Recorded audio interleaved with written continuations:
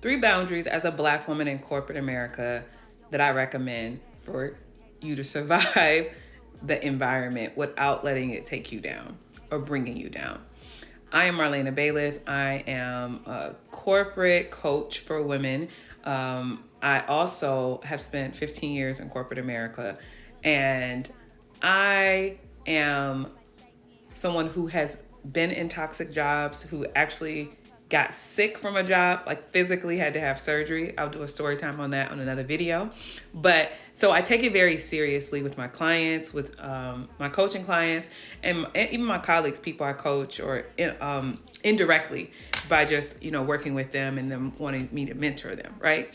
So three of the things that I have done as a boundary and I advise people to do is one, know that run your job like it's your business. Like run your career like it's a business. So see yourself as someone who is fulfilling a requirement or inventory or an actual service.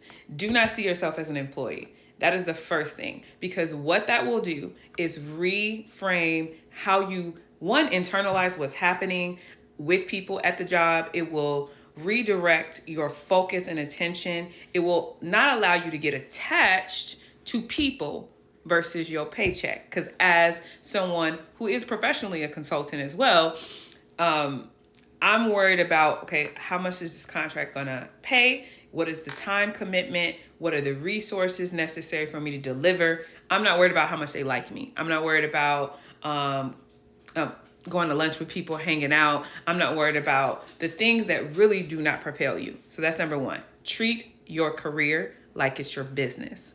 The other thing is to take responsibility for your career completely.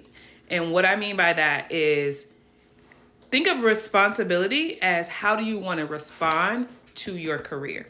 So if you want to pivot out in 6 months, a year, 5 years, if you want to get to an executive role, then you have to then be acting as if how you want to be responsible for your career. And again, this is about mindset shift in how you see yourself and the decisions you need to make and the behaviors you need to have, right? And the third thing is to have boundaries with your time.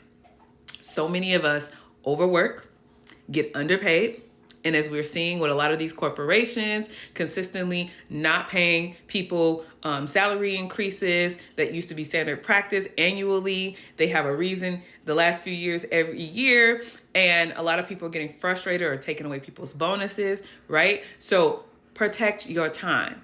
I am very, very strict with my schedule. I do not work past a lunch. I do not work past my working hours, because what I tend to do, and one of the things I like to say is I'm sensitive to unpaid labor.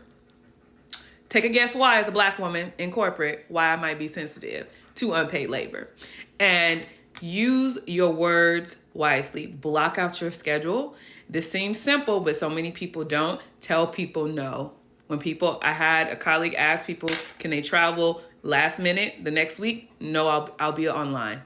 Don't even frame it as it's optional, because that is how you start to protect your health, your capacity, your mental health.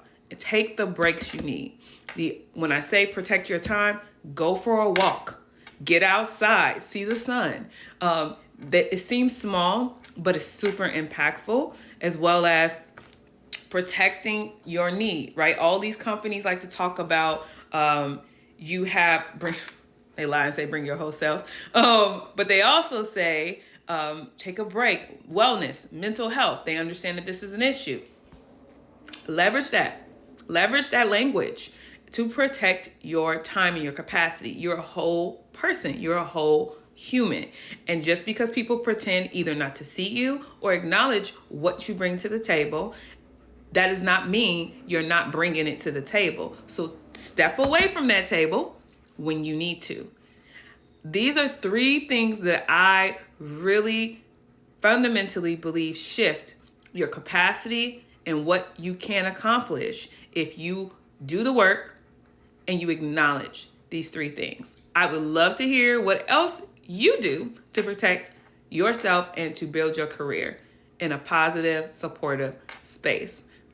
Share in the comments.